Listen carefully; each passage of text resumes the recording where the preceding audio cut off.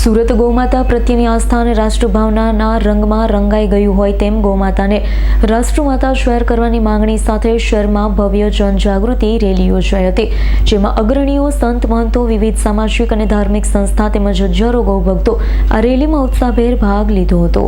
સુરતના city light વિસ્તારમાં આવેલા અગ્રસન ભવનથી ગૌમાતાને રાષ્ટ્રમાતા જાહેર કરવાની માંગણી સાથે વિશાળ જનજાગૃતિ રેલીનું આયોજન કરવામાં આવ્યું। પરમ પૂજ્ય સ્વામી રાજેન્દ્રદાસજી મહારાજ અને ગૌઋષિ સ્વામી ગોપાલાનંદજી મહારાજના સાનિધ્યમાં ભજન, કીર્તન, ગૌવંદના સાથે કાર્યક્રમની શરૂઆત થઈ હતી। રેલીમાં સંત મહંતો, વિવિધ સમાજના આગેવાન, મહિલા, યુવાનો અને મોટી સંખ્યામાં ગૌભક્તો જોડાયા। હાથમાં બેનર, ભગવા ધ્વજ અને ગૌમાતાના સંદેશ સાથે શહેરમાં જનજાગૃતિ ફેલાવવામાં આવી।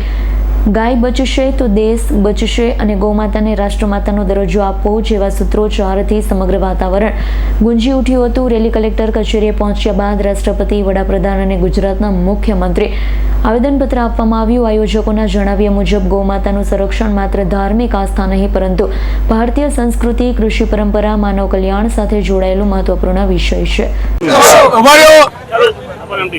આપણી સંસ્થાનું નામ આજે કઈ પ્રકારની રેલી ગાડીથી કેટલા લોકો જોડાયા? વંદે ગૌ માતરમ। મારું નામ રમેશભાઈ રૂડાણી છે। આ રેલીમાં તમામ સંસ્થા, જે કોઈ ગૌ પ્રેમી છે કે બીજી સંસ્થાઓ, માત્ર ને માત્ર ગૌ માતાને રાષ્ટ્રીય માતા સાબિત થાય એ માટે આજે નીકળ્યા છે।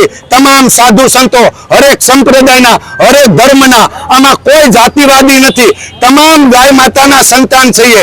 ગાય માતાનું દૂધ પીધું છે, ગાય માતાના મળમૂત્રને પૂજ્યા છે। સાધુ સંતોને મારી એક જ વિનંતી છે, આજે તમામ કલેક્ટર શ્રીને આવેદન પત્ર આપશે। અમારો એક જ ધ્યેય છે કે ગાયને રાષ્ટ્રીય માતા જલ્દીમાં જલ્દી બને, એ જ અમારો ઉદ્દેશ છે। જ્યાં સુધી રાષ્ટ્રીય માતા નહીં બને ત્યાં સુધી અમારા ભારતભરમાં આવી રીતની રેલી અને આંદોલન શાંતિપૂર્વક થશે એવી માંગ સાથે અમે કલેક્ટરશ્રીને આવેદન પત્ર આપવા આવી રહ્યા છીએ કે જલ્દીમાં જલ્દી ગાય માતાને રાષ્ટ્રીય માતાનો દરજ્જો મળે। આ ભારતમાં જ્યાં સુધી ગાયને રાષ્ટ્રીય માતા નહીં બનાવવામાં આવે ત્યાં સુધી ભારતમાં ક્યારેય સુખ, શાંતિ અને સમૃદ્ધિ નહીં આવે।